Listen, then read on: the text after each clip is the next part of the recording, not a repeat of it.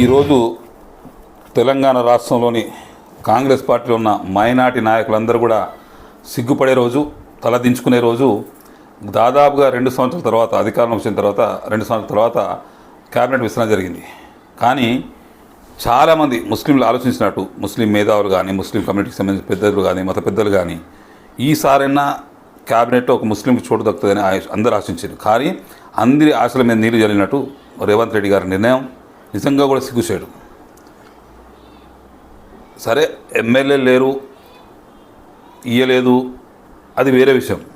కానీ నీకు నచ్చిన వాళ్ళకి ఎవరికైనా ఇచ్చి 6 నెలలు ఎమ్మెల్సీ అని ఉండే. అదే కాకుండా ఈరోజు ఎమ్మెల్సీగా అమీర్ ఖాన్ గారు ఉన్నారు. సియాసత్ ఎడిటర్, వెల్ ఎడ్యుకేటెడ్, రాజకీయ అనుభవం ఉన్నది. వాళ్ళ తండ్రి కూడా రాజ్యసభ సభ్యునిగా చేసిన అనుభవం ఉన్నది. చూసిన రాజకీయాలు ఏందో చూసిన దగ్గర నుండి వైఎస్ జగన్ గారితో మంచి సాన్నిహిత్యం ఉండే. గతంలో వారు ఎలిజిబుల్ ఉండే మంత్రికి. కానీ ఇయ్యలేదు. ఎందుకు ఇయ్యలేదు? మైనార్టీలను టోటల్గా మేము ఫస్ట్ నుండి చెప్తా వస్తున్నాం, డే 1 నుండి చెప్తున్నాం. ఈ రేవంత్ రెడ్డి అనేటోడు ఆర్ఎస్ఎస్ భావాలు కలిసిన వ్యక్తి. ఇతను మైనార్టీలను కేర్ చేయడని చెప్తా వస్తున్నాం. కానీ ఎవరు నమ్మలేదు. ఈరోజు రెండోసారి, మొదటిసారి కాలేదు, ఇయ్యలేదు. కానీ ఇప్పుడు సెకండ్ టైం మళ్ళీ 43 చెక్కలు ఢిల్లీకి కొడితే ఈరోజు అనుమతి లభించింది వాళ్ళకు. ఎందుకంటే రేవంత్ రెడ్డి సొంతంగా ఏం చేయలేడు కదా. Is a dummy chief minister. Meenakshi Natarajan ఇక్కడ ఏఐసీసీ ఇన్ఛార్జ్కి వచ్చిన తర్వాత టోటలీ డమ్మీ అయిపోయింది. ఇక ఎక్కిన గుమ్మం ఎక్కకుండా సోనియా గాంధీ, రాహుల్ గాంధీ, ప్రియాంక గాంధీ చక్కాలు కొట్టి 43 సార్లు పోయి వస్తే ఇవాళ మంత్రివర్గం ఇస్తానికి ఛాన్స్ లభించింది. గతంలో 4 ఎమ్మెల్సీలు వచ్చినప్పుడు ఎమ్మెల్సీ పోస్టులలో మేము మైనార్టీలకు ఇస్తామని ఆశించినాం. అది కూడా భంగపడ్డాం, అది కూడా ఇవ్వలేదు. కానీ ఈరోజు 3 మంత్రులను చేస్తూ ఉన్నారు. ఎస్సీ ఎస్టీ ఒక మైనార్టీకి ఇస్తే బాగుండు కదా. ఇవ్వకుండా 2 ఒక మాల, ఒక మాదిగ సామాజిక వర్గానికి ఇచ్చి, ఒకటేమో ముదిరా సామాజిక వర్గానికి ఇచ్చిండు. ముదిరా సామాజిక వర్గం సీఆర్ ఎవరండి? ఉత్తమ్ కుమార్ రెడ్డి కోటరి. అంటే పంచుకున్నారు మంత్రులు వీళ్ళు. ఉత్తమ్ కుమార్ రెడ్డి ఎందుకంటే ఈరోజు మధ్యలో టీవీలలో వస్తుంది కదా మాటికి రేవంత్ రెడ్డిని మారుస్తూ ఉన్నారు, ఉత్తమ్ కుమార్ రెడ్డి గారిని చేస్తూ ఉన్నారని చెప్పి, ముఖ్యమంత్రి చేస్తూ ఉన్నారని చెప్పి, ముఖ్యమంత్రి ఆయన సైలెంట్ ఉండడానికి ఆయనకు సంబంధించిన వాకడి శ్రీహరి గారిని ఇవాళ మంత్రివర్గం చోటు కల్పించిండు. ఇకపోతే 2014 తెలంగాణ రాష్ట్రం ఏర్పడిన తర్వాత 2014 నుండి 2023 వరకు గౌరవ మాజీ ముఖ్యమంత్రి కేసీఆర్ గారు మైనార్టీలకు పెద్దపీట వేస్తూ తాను స్టార్టింగ్లో 2014లో ఎలక్షన్ గెలిచిన తర్వాత ముఖ్యమంత్రిగా ఆయన ప్రమాణ స్వీకారం చేసిన తర్వాత రెండో వ్యక్తి మొహమ్మద్ మహమూద్ అలీ గారు, ఆయనకి డిప్యూటీ సీఎం ఇచ్చుకుంటూ ప్లస్ రెవెన్యూ మినిస్ట్రీ ఇచ్చిండు. అది కేసీఆర్ గారు. 2018లో కూడా గెలిచిన తర్వాత కొన్ని కేసీఆర్ గారు మహమూద్ అలీ గారే ప్రమాణ స్వీకారం చేశారు. కేసీఆర్ గారు, ఆ తర్వాత మహమూద్ అలీ గారు, ఆ తర్వాత ఒక 4-5 వారం రోజుల తర్వాత క్యాబినెట్ విస్తరించిండు కేసీఆర్ గారు. కేసీఆర్ గారికి మైనార్టీ మీద ఏ విధమైన ప్రేమ ఉన్నది, కాంగ్రెస్ పార్టీకి ఎంత ప్రేమ ఉన్నదని ఇక తేటతెల్లమైపోయింది. మహమూద్ అలీ గారికి ఇచ్చినప్పుడేమో మా కొంతమంది కేసీఆర్కు పైసానో మా తీన అనేటోడు, ఇంకో 2-3 సన్నాసులు ఊకే మాట్లాడితే కేసీఆర్ పైసానో అన్నారు. ఇవాళ నేనంటున్నా సన్నాసులకు, మీకు సిగ్గు శరం ఉంటే, ఇజ్జత్ లజ్జా మానం ఉంటే, మీరు కాంగ్రెస్ పార్టీలో కొనసాగుతున్న మైనార్టీలందరూ కూడా కాంగ్రెస్ పార్టీ రిజైన్ చేసి ఇవాళ మా మైనార్టీకి ఎందుకు మంత్రి పదవి ఇవ్వలేదని రేవంత్ రెడ్డి గారిని అడగాలి. అడిగే దమ్ము ధైర్యం లేదు. ప్రభుత్వం అధికారంలో ఉన్నది విచ్చలవిడిగా దోసుకుందాం, పైరవుల పేరు మీద దాచుకుందాం అనే రియాలిటీనే ఉన్నది తప్ప ఎక్కడ కూడా కమ్యూనిటీ అనే ఆలోచన లేదు. కమ్యూనిటీ అనే ఆలోచన లేనప్పుడు మీరు మైనార్టీ నాయకులని చెప్పుకోకండి. మేము కాంగ్రెస్ పార్టీ మైనార్టీ నాయకులు అనుకోకండి.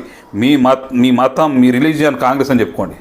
మైనార్టీ పేరు ఎత్తకండి. ఇక దయచేసి చెప్తున్నా, మీరు మైనార్టీగా సిగ్గుతో తలదించుకునే రోజు ఈరోజు. 2 సంవత్సరాల కాలం తర్వాత మినిస్ట్రీ ఎక్స్పెన్షన్ అవుతూ ఉంటే మైనార్టీకి ఇవ్వకపోతే ఎట్లా అండి? ఇవాళ దాదాపుగా మేము రాష్ట్రంలో 14% మైనార్టీలం. మా మైనార్టీల గోడు వినేందుకు ఒక నాయకుడు లేడు. షబ్బీర్ అలీ గారికి ఏమో అడ్వైజరీ ఇచ్చిళ్ళు, కూర్చోబెట్టిళ్ళు. ఈరోజు టోటల్గా మైనార్టీల ప్రాతినిధ్యం లేకుండా మైనార్టీని తొక్కే ప్రయత్నం చేస్తున్నాడు రేవంత్ రెడ్డి. ఈ రేవంత్ రెడ్డి నీకు కరెక్ట్ మోడు కేసీఆరే. నువ్వు అబద్ధాలు చెప్పి అధికారంలోకి వచ్చినావు. తప్పకుండా కూడా నీ అబద్ధాలను అన్నింటినీ కూడా ప్రజలు గ్రహించిళ్ళు, మా మైనార్టీలు కూడా గ్రహించిళ్ళు. అందుకే మొన్న జరిగిన సభలో కూడా పెద్ద ఎత్తున మైనార్టీలు పాల్గొన్నారు. వింటానా? ఇక రాబోయే రోజుల్లో నీకు మంచి రోజులే ఉంటాయి. ఇక రేవంత్ రెడ్డి గారు. ఎందుకంటే మీరు మైనార్టీల ప్రాతినిధ్యం చేయాలని కుట్ర పడుతున్నారో, మీ బీజేపీ భావజాలను ఏదైతే బయటపెడతా ఉన్నారో దీన్ని తీవ్రంగా ఖండిస్తూ ఉన్నాం. తప్పకుండా కూడా మైనార్టీలు ఆచితూచి అడిగేస్తారని నమ్ముతున్నాం. ఈ రాబోయే స్థానిక సంస్థల ఎన్నికలలో సర్పంచ్ ఎన్నికలు కానివ్వండి, ఎంపీటీసీ కానివ్వండి, జెడ్పీటీసీ కానివ్వండి, ఇంకా ఇతరత్ర కార్పొరేటర్ ఏ ఎలక్షన్స్ వచ్చినా కూడా మైనార్టీలు ఏకతాటి మీద నిలబడి కాంగ్రెస్ పార్టీకి బుద్ధి చెప్పాల్సిన అవసరం ఉంది. తప్పకుండా బుద్ధి చెప్తారని ఆశిస్తూ ఉన్నాను. ఎందుకంటే టోటల్గా మైనార్టీలు అందరూ కూడా ఈరోజు చాలా బాధపడుతూ ఉన్నారు. మేము ఎందుకన్నా కాంగ్రెస్ పార్టీ కొట్టిస్తామా, ఒక మంచి నాయకుడు, మైనార్టీని ఆదరించే నాయకుడు కేసీఆర్ గారిని ఎందుకు కొద్ది పెట్టుకున్నామా అని చాలా బాధపడుతూ ఉన్నారు. ఇవాళ కేసీఆర్, కేటీఆర్ గారు, హరీష్ అన్న గారు లేకపోవడం ఒక దురదృష్టం. మాకు రాష్ట్రంలో వాళ్ళు అధికారం లేకపోవడం దురదృష్టం. మళ్ళీ తప్పకుండా కూడా నాకు ఆశాభావం వ్యక్తం చేస్తాను. నాకు నమ్మకం ఉన్నది ఆ అల్లా మీద. తప్పకుండా కూడా అతి త్వరలోనే, అంటే ఈ 5 సంవత్సరాలు ఇట్లా ఓటేసిన పాపానికి వాళ్ళు 5 సంవత్సరాలు ఉంటారు. ఆ తర్వాత రాబోయే ఎన్నికల్లో అందరూ కూడా అన్ని వర్గాల ప్రజలు, అది గౌడ సామాజిక వర్గం కానివ్వండి, ముదిరాజే కానివ్వండి, దళితులే కానివ్వండి, క్రిస్టియన్ సోదరులే కానివ్వండి, మైనార్టీలు కానివ్వండి, బీసీ వర్గాలు కానివ్వండి, అందరూ కూడా కలిసికట్టుగా బీఆర్ఎస్ పార్టీకి 100 సీట్ల కన్నా పైనిచ్చి మెజారిటీ ఇచ్చి మళ్ళీ కేసీఆర్ గారి ప్రభుత్వాన్ని ఏర్పాటు చేసుకున్న నమ్మకం, నాకు అపారమైన నమ్మకం ఉన్నది. ఇది జరగాలి కూడా. ఇది జరగకపోతే ఏమవుతుందంటే రేవంత్ రెడ్డి అనేటోడు ఈ రాష్ట్రాన్ని అమ్ముతాడు. ఇవాళ 2014 నుండి 2023 వరకు కేసీఆర్ గారు రాష్ట్రాన్ని ఎంత బాగు చేస్తే ఇవాళ టోటల్ సర్వనాశనం చేసిండు. ఈ 18 నెలల కాలంలో కాంగ్రెస్ పార్టీ అధికారంలోకి వచ్చి అన్నీ కూడా జీరో తీసుకొచ్చింది. మనకు ఉన్న జీడిపిని తగ్గించింది. అన్ని రకాలుగా కూడా ఇవాళ ప్రజలు చూస్తే పక్కపంట రాష్ట్రం, నేను అంటలేనిది రేవంత్ రెడ్డి గారే అంటారు. ఎక్కడికైనా అప్పు పోతే దొంగ చూసిన చూస్తాలు చెప్పులు ఎత్తుకుపోతే దొంగ అన్నారు అని రేవంత్ రెడ్డి గారే అన్నారు అని తెలంగాణ రాష్ట్ర పరువును తీసిండు. ఇవాళ అటువంటి వాడు దరిద్రుడు మాకు ముఖ్యమంత్రిగా ఉండడం నిజంగా కూడా బాధాకరం. ఇప్పటికైనా రేవంత్ రెడ్డి నువ్వు కళ్ళు తెరువు, ఈ రాష్ట్రంలో అందరినీ సమానంగా చూడు. నువ్వు కేవలం నీ ఆర్ఎస్ఎస్ భావజాలను ఇక్కడ చూపెట్టి కాంగ్రెస్ పార్టీని సర్వనాశనం చేస్తున్నావు. నేను మాటిమాటికి చెప్తున్నా, కాంగ్రెస్ పార్టీని రేవంత్ రెడ్డి సర్వనాశనం చేస్తా ఉన్నాడు, చేస్తాడు కూడా.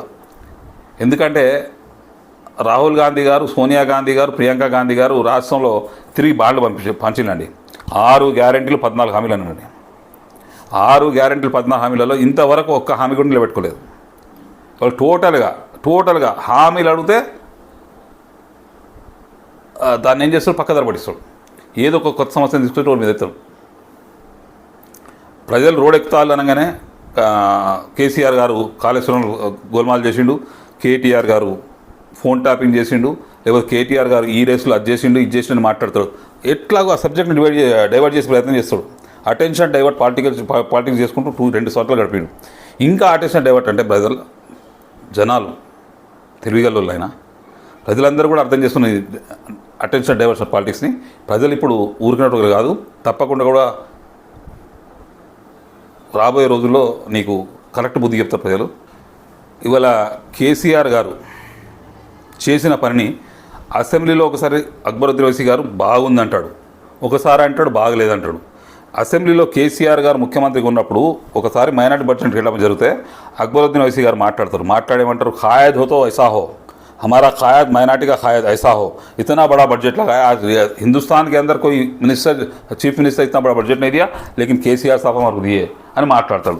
కానీ కొద్ది రోజులకి ఏమంటాడంటే కేసీఆర్ పాలన బాగలేకుండే, తప్పు చేసిన వాళ్ళు కాబట్టి ఇంట్లో అక్కడ అపోజిషన్లో కూర్చున్నారు అని చెప్పి కాంగ్రెస్ సపోర్ట్లో మాట్లాడుతాడు. ఇవాళ చూడండి, ఈ రాష్ట్రంలో కాంగ్రెస్ పార్టీ అధికారంలోకి వచ్చి 2 సంవత్సరాల ధర్మిల చాలామంది ఏమనుకున్నారంటే సియాసత్ ఎడిటర్ ఆమిర్ అలీ ఖాన్ గారికి మంత్రి పదవి వస్తుందని చాలామంది భావించారు.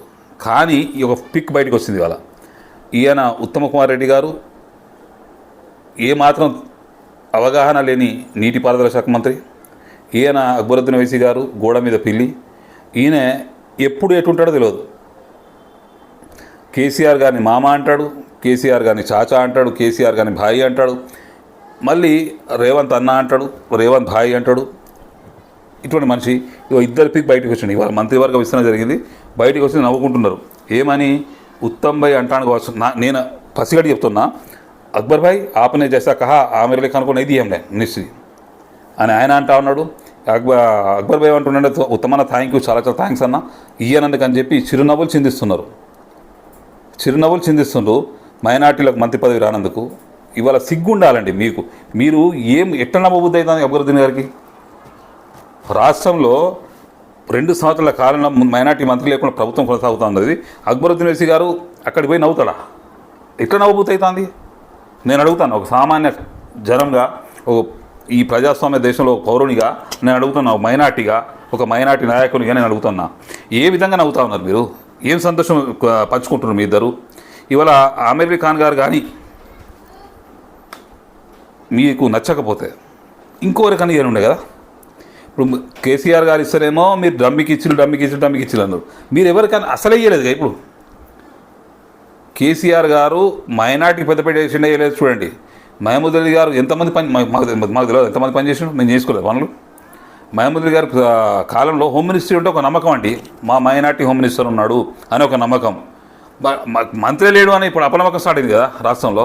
ఇవాళ నేను అనుకుంటా 2014లో ఈ రాష్ట్రం ఏర్పడి, కొత్త తెలంగాణ రాష్ట్రం ఏర్పడిన తర్వాత ఏ బక్రీద్ కూడా ఇన్ని ఆంక్షలు లేవండి. ఏ బక్రీద్ పండుగ కూడా ఇన్ని ఆంక్షలు లేవు. ఫస్ట్ టైం పోయిన సంవత్సరం, ఈ సంవత్సరం ఎన్ని ఆంక్షలు అండి. బక్రీద్ పండుగ చేసుకోవడానికి కూడా ఆంక్షలు. నేను అనుకుంటా జాన్పాక నుండి మహబాద్ వరకు 20 చెక్ పోస్ట్ పెట్టిండు పోలీసులు. 20 చెక్ పోస్ట్ పెట్టిండు. ఎడ్లను సరే, ఆవులను కొయ్యొద్దని మా మైనార్టీ మత పెద్దలు చెప్తా ఉన్నారు. ఆవులను కొయ్యొద్దు, గోవధ చేయొద్దు, ఎందుకంటే ఒక మతం వారు పూజించడాన్ని మనం తప్పు చేయొద్దని చెప్పి ఇంటర్నల్గా చాలా మీటింగ్లలో మా వాళ్ళు చెప్పిండు. అది పోని ఎడ్లను కోసుకుంటాం, డాక్టర్లు సర్టిఫై చేసిన ఎడ్లను, ఈ ఎడ్లు పనికిరావు, వ్యవసాయ రంగానికి పనికిరావు, కోసుకోవచ్చు అని చెప్పి వెటర్నరీ డాక్టర్ సర్టిఫికేట్ ఇచ్చిన వాటిని కూడా ఆంక్షలు పెట్టి మా కట్టికోళ్ళను సతాయించిళ్ళు. ఇలాంటి సమస్య ఏ రోజు కాలేదండి రాష్ట్రంలో. ఈరోజు దాదాపుగా 25-27 కమ్యూనల్ ఇష్యూస్ అయినాయి. కేసీఆర్ గారు ఉన్న ఒక్క ఇష్యూ పెట్టండి. కేసీఆర్ గారు ఎప్పుడు కూడా సమానత్వంలో ఏకత్వం చూసిండు. అందరు సమానంగా ఉండాలి, అందరు బాగుండాలి, అందులో నేను ఉండాలి అని కోరుకున్న నాయకుడు కేసీఆర్ గారు అయితే, ఇవాళ రేవంత్ రెడ్డి గారు ఏంటంటే ఏ సమస్య ఉత్పన్నమైతే నేను ఒక 3-4 నెలలు హాయిగా ఊపిరి పీల్చుకోగలుగుతా, ఒక సమస్య ఏర్పడాలి, ఏదో కమ్యూనల్ ఇష్యూ కావాలి, ఏదో ఇష్యూ జరగాలి, టైంపాస్ చేసుకుంటూ పోవాలి, డైవర్ట్ పార్టీ చేసుకుంటూ పోవాలని రేవంత్ రెడ్డి గారు చూస్తున్నారు. గతంలో కేసీఆర్ గారేమో ఎప్పుడు ప్రజా సంక్షేమమే. కేసీఆర్ గారు మీరు 9.5 సంవత్సరాల ఆయన పరిపాలన చూడండి. కేసీఆర్ గారు ఎప్పుడు కూడా ప్రజలు రోడ్డెక్కి అడగలే, అయ్యా కేసీఆర్ మాకు ఇది కావాలని. కేసీఆర్ గారు స్వతహాగా తాను ఆలోచించి ప్రజలకు ఏం చేస్తే బాగుంటుంది, ఏమి ఇస్తే బాగుంటుంది అని చెప్పి ఆలోచించి పథకాలు తీసుకొచ్చిండు. ఆ పథకాలను అమలు చేసి చూపెట్టిండు. ఇవాళ ఈ సన్నాసులు కాంగ్రెస్ వాళ్ళు చెప్పిన ఒక్క పథకాన్ని కూడా అమలు చేయకుండా మినిస్టర్ ఎక్స్పెన్షన్ తర్వాత ఇప్పుడు నేను అనుకుంటా, ఇప్పుడు రేపటి నుండి కాంగ్రెస్ పార్టీ నిద్రపోదిగా, మా మైనార్టీ నిద్రపోనియరు నాకు తెలిసినంత మటుకు. ఇప్పుడు కూడా ఇంకా రేవంత్ రెడ్డిని వదిలిపెడితే ఇక రాబోయే రోజులలో ఈ కార్పొరేషన్ చైర్మన్ కూడా తీసుకుపోయేలకు ఇస్తాడు. అంతేనా? టోటల్గా కూడా Revanth Reddy failure chief minister, dummy chief minister. Meenakshi Natarajan Delhi से जो बहन आए हैं इंचार्ज AICC बन के, నేను ఆమె కూడా చెప్తా ఉన్నా, ఆమె ఏం న్యాయం చేస్తున్నావు మనం? నువ్వేదో పెద్ద తీసుమార్కాలని విన్నావు, నువ్వు ఎవరి మాట ఈరవు, డబ్బులు తీసుకోవు, నువ్వు ఎట్లా అంటే అట్లా. ఇక్కడ ఈ ప్రభుత్వాన్ని కంట్రోల్ చేయలేకపోతున్నావు, రేవంత్ రెడ్డి సర్కార్ని కంట్రోల్ చేయకపోతున్నావు. రేవంత్ రెడ్డి మాటను నువ్వు వినాల్సిన పరిస్థితి వస్తూ ఉన్నది. వాళ్ళు చెప్పిన వాళ్ళకి మంత్రి పదవులు ఇస్తున్నావు. నువ్వు తెలుసుకుంటున్నావు రాష్ట్రంలో ఏం జరుగుతుందో? నువ్వు తెలుసుకున్నావా? మీనాక్షి నటరాజన్ ఎక్కడ తిరిగినావా? కార్యకర్త దగ్గర ఏమైనా తెలుసుకున్నావా?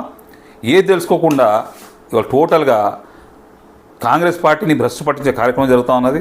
ఏదేమన్నా కానీ కాంగ్రెస్ పార్టీ ఏమన్నా కానీ ఒకటి మాత్రం నిజం. ఒకటేంటి నిజం అంటే, కాంగ్రెస్ పార్టీ వాళ్ళే మా చేతికి సర్కారు ఇవ్వబోతున్నారు, వాళ్ళే తీసుకొచ్చి సర్కారు మా చేతికి ఇవ్వబోతున్నారు, మా కేసీఆర్ గారిని మళ్ళీ ముఖ్యమంత్రి చేయడానికి. ఎందుకంటే రేవంత్ రెడ్డి మాటికి అంటాడు కదా, నాకు కళ నెరవేరింది, నేను కొట్లాయినా, నేను దింపినా, నేను ఇంటికి పోయినా. అరే పిచ్చోడా, నువ్వు దింపలే కేసీఆర్ గారిని. కేసీఆర్ గారు ఖుద్దుగా దిగిపోయిండు. ఎట్లా అంటే ఒక 20-25 మంది ఎమ్మెల్యేలను చేంజ్ చేసి ఉంటే 100% కూడా ఈరోజు బీఆర్ఎస్ ప్రభుత్వం అధికారంలో ఉండు.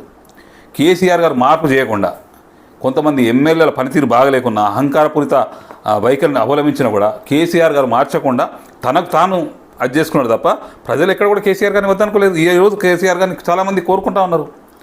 వాళ్ళ చేతిలో కనుక రేవంత్ రెడ్డిని తీసేసి ఇట్లా పక్కన పెట్టి కేసీఆర్ గారిని తీసుకొచ్చే పెట్టే కనుక పవర్ ఉంటే ప్రజలలో 100% కూడా వాళ్ళు తీసుకొచ్చి కేసీఆర్ గారిని ఎప్పుడో కూర్చోబెట్టుకున్నాం. ఇవాళ కేసీఆర్ లేని లోటు రాష్ట్రంలో సుస్పష్టంగా కనిపిస్తూ ఉన్నది. జై కేసీఆర్, జై తెలంగాణ.